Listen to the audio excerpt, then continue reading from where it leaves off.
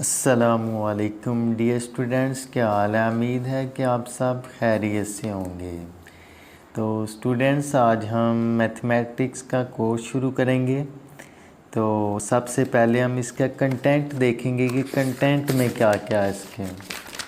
तो हम डोमेन देखते हैं इसकी। सबसे पहले डोमेन हमारे पास आ रही है नंबर्स एंड ऑपरेशन। तो फर्स्ट जो इसकी सब डोमेन है, हम पहले उसको सॉल्व करेंगे, उसको हम हल करेंगे। पहले हमारे पास है सब डोमेन इसके रियल नंबर। तो रियल नंबर पे चलते हैं इसकी सब डोमेन में। तो रियल नंबर को समझने से पहले या करने से पहले हमें सेट की डेफिनेशन क्लियर होना चाहिए। तो देखते हैं सेट की डेफिनेशन हमारे पास क्या है। सेट बेसिकली हमारे पास कलेक्शन है well defined and distinct object की।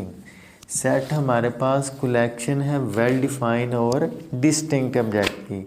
अब सेट के अंदर ये चार टर्में हैं, collection, well defined and distinct और ऑब्जेक्ट्स।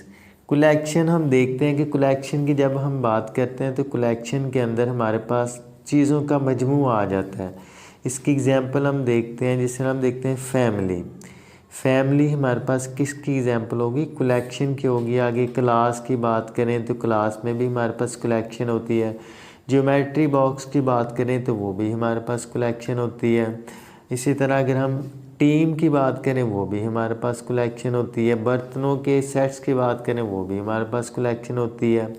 आई होप कि आपको कलेक्शन की समझ आ गई होगी। फिर हम देखते हैं वेल डिफाइंड।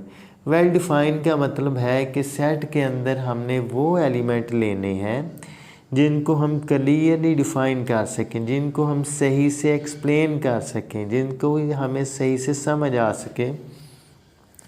इस तरह मैं लेता हूँ, हमारे पास हैं कुछ एलिमेंट ए, बी, सी, एल और M.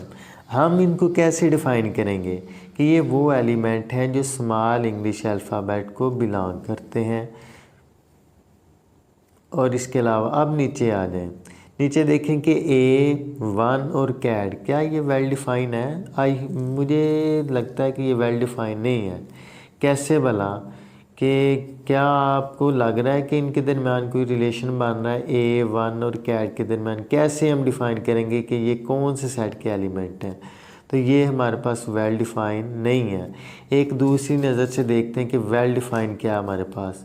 There should be some relation between the elements of a set, कि सेट के अंदर जो एलिमेंट होने चाहिए उनके दरमियान कोई रिलेशन होना चाहिए। तो अब देखें, ये जो मैंने एलिमेंट लिए थे ए, बी, सी, एल और एम, क्या इनके दरमियान रिलेशन नहीं बन रहा कोई कि ये सारे के सारे स्मॉल अल्फ़ाबेट को बिलोंग कर रहे हैं? अब नीचे आ जाइए, ए देखें, वन देखें, कैट देखें, क्या इनके दरमियान कोई रिलेशन बन रहा है? नहीं बन रहा। तो ये हमारे पास सेट के एलिमेंट नहीं है। इसका मतलब है ये सेट की कलेक्शन भी नहीं है। आगे आ जाए डिस्टिंक्ट। डिस्टिंक्ट का मतलब है यूनिक, यानी कि सेट के अंदर जो एलिमेंट होने चाहिए वो यूनिक होने चाहिए। सेट के अंदर कोई भी एलिमेंट रिपीट नहीं होना चाहिए। या दूसरा ये है कि repetition of element are not allowed in the set. Set के अंदर एलिमेंट रिपीट नहीं होने चाहिए। ऑब्जेक्ट सेट के अंदर जो एलिमेंट होंगे या मेंबर्स होंगे उनको हम ऑब्जेक्ट्स कहेंगे। आई होप कि आपको सेट की डेफिनेशन क्लियर होगी। आगे आगे कुछ इंपॉर्टेंट सेट्स देखते हैं। रियल नंबर की डेफिनेशन को समझने से पहले हमें इन बेसिक सेट्स का पता होना चाहिए। सबसे पहले हम आ जाते हैं नेचुरल नंबर पे। नेचुरल नंबर हमारे पास क्या है? नेचुरल नंबर वन ऐसे नंबर जो हम चीज़ों को काउंट करने के लिए यूज़ करते हैं, या ऐसे नंबर जो वन से शुरू होते हैं उनको हम कहते हैं नेचुरल नंबर।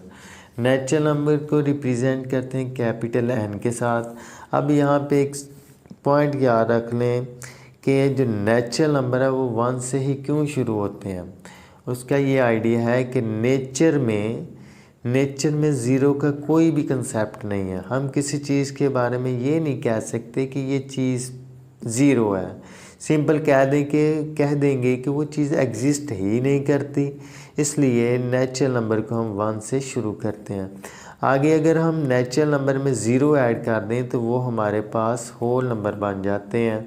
होल नंबर को कैपिटल W के साथ रिप्रेजेंट करते हैं। आगे सेट ऑफ इंटीजर को हम कैपिटल Z के साथ रिप्रेजेंट करते हैं। अगर होल नंबर के अंदर हम माइनस वाले नंबर भी ऐड कर दें तो वो हमारे पास इंटीजर्स नंबर बन जाएंगे। इंटीजर नंबर को एक और तरीका लिखने का यह है कि ज़ीरो को आप दरमियान में लिखेंगे, माइनस वाले नंबर लेफ़्ट साइड पे और प्लस वाले नंबर राइट साइड पे। जब भी आपने सेट को कंटिन्यू करना है तो उसके आगे आपने 3 डॉट लगाने हैं। आगे रैशनल नंबर ऐसे नंबर होते हैं जो P/Q की फॉर्म में लिखे जाते हैं। P/Q/Z सेट ऑफ इंटीजर को बिलोंग करने चाहिए और Q कभी भी ज़ीरो नहीं होना चाहिए।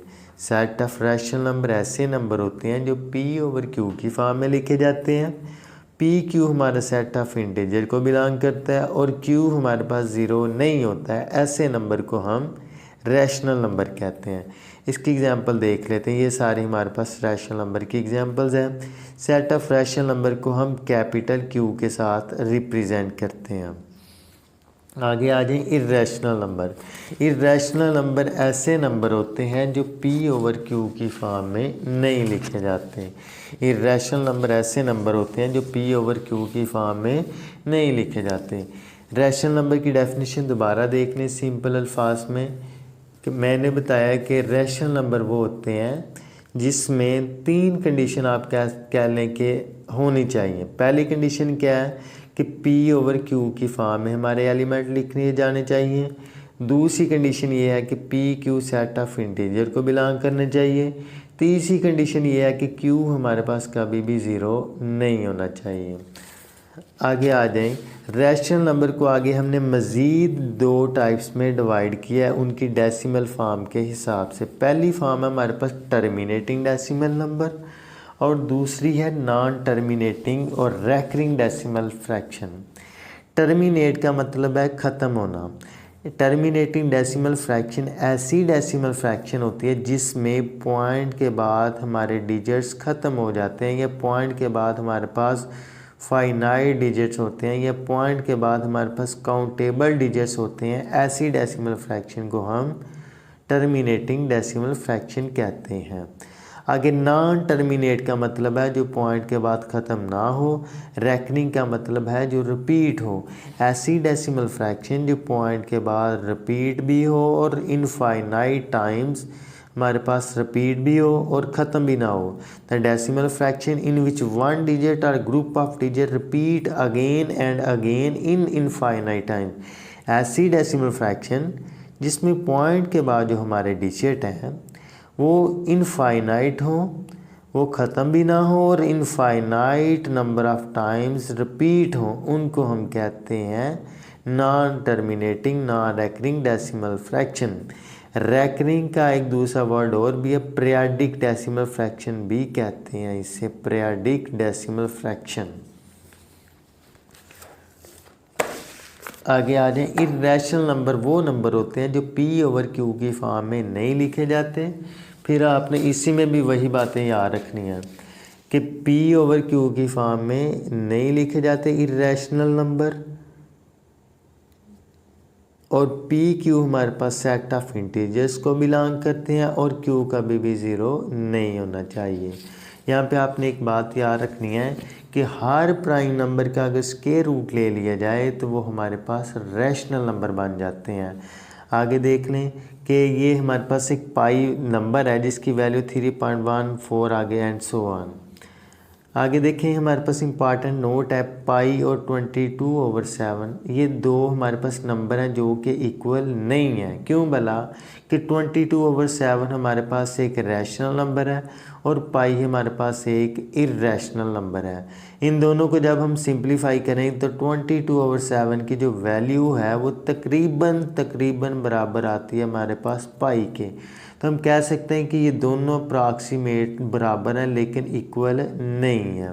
आगे आ जाए इम्पोर्टेंट डेफिनेशन जो है इस चैप्टर के नाम से कि रियल नंबर क्या होते हैं। रियल नंबर हमारे पास सिंपल यूनियन होता है रैशनल और इर्रेशनल नंबर का। इसको रिप्रेजेंट करते हैं कैपिटल आर के साथ। फिर आगे देखें रियल नंबर हमारे पास मिलके बनते हैं रैशनल से और इर्रेशनल से। अगर रैशनल नंबर मज़ीद हम दो कैटेगरीज में डिवाइड करते हैं। पहली कैटेगरी है हमारे पास टर्मिनेटिंग डेसिमल फ्रैक्शन और दूसरी है non terminating and recurring decimal fraction. Irrational की आगे हमारे पास आ जाती है non terminating and non recurring decimal fraction. यहाँ पे की पॉइंट भी देखें, हर इंटीजर हमारे पास रैशनल नंबर है। कैसे भला कि कोई भी इंटीजर लें आप उसके नीचे लगा दें 1। मैं ज़ीरो ले लेता हूँ, ज़ीरो हमारे पास एक इंटीजर है। क्यों? क्योंकि ये सेट ऑफ इंटीजर को बिलोंग करता है। इसके नीचे 1 लगाएं तो ये P/Q फॉर्म बन गई। मैं लिखने लगा हूँ 0/1। ये हमारे पास, मैंने कहा कि ज़ीरो मेरे पास एक इर्रेशनल नंबर है। कैसे भला? आप कह सकते हैं कि सारे इसके ये तो P/Q फॉर्म नहीं बन रही, तो आप ऐसे करेंगे कि इसके नीचे 1 लगाएंगे। क्या 1 लगाने से इस पर कोई फ़र्क पड़ा है? नहीं पड़ा। तो हमारे पास 3 कंडीशन बन रही हैं। पहली कंडीशन क्या है कि P/Q की फॉर्म में लिखा जा रहा है। दूसरी कंडीशन ये है कि PQ बिलोंग कर रहा है सेट ऑफ इंटीजर को। तीसरी कंडीशन ये है कि Q हमारे पास 0 नहीं है। यहाँ P हमारे पास 0 और Q 1 है। P/Q की फॉर्म में लिखा जा रहा है। दूसरा P और Q बिलोंग कर रहा है इंटीजर को। और थर्ड देखें Q हमारे पास 0 नहीं है। तो हम कह सकते हैं, इसी तरह आप कोई भी इंटीजर ले लें, आप कह सकते हैं सर वो कैसे इंटीजर है, कैसे रैशनल नंबर है। तो आप क्या कहेंगे कि सर अगर उसके नीचे 1 लगा दें तो वो हमारे पास रैशनल नंबर बन जाता है। आई होप कि आपको यहाँ तक समझ आ गई होगी। आगे देखें, all the rational number can be written in decimal fraction but all decimal, तमाम रैशनल नंबर को हम डेसिमल फ्रैक्शन में लिख सकते हैं, लेकिन डेसिमल फ्रैक्शन को हम रैशनल नंबर में लिख भी सकते हैं और नहीं भी लिख सकते। ये पॉइंट आपने याद रखना है कि तमाम रैशनल नंबर को डेसिमल फ्रैक्शन में लिख सकते हैं, लेकिन डेसिमल फ्रैक्शन को हम रैशनल नंबर में लिख भी सकते हैं और नहीं भी लिख सकते।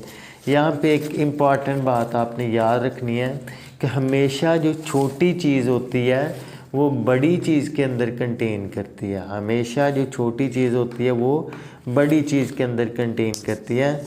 आई होप कि आपको यहाँ तक समझ आ गई होगी। बाकी हम इंशाल्लाह नेक्स्ट क्लास में पढ़ेंगे और साथ एक्सरसाइज के क्वेश्चन भी शुरू करेंगे।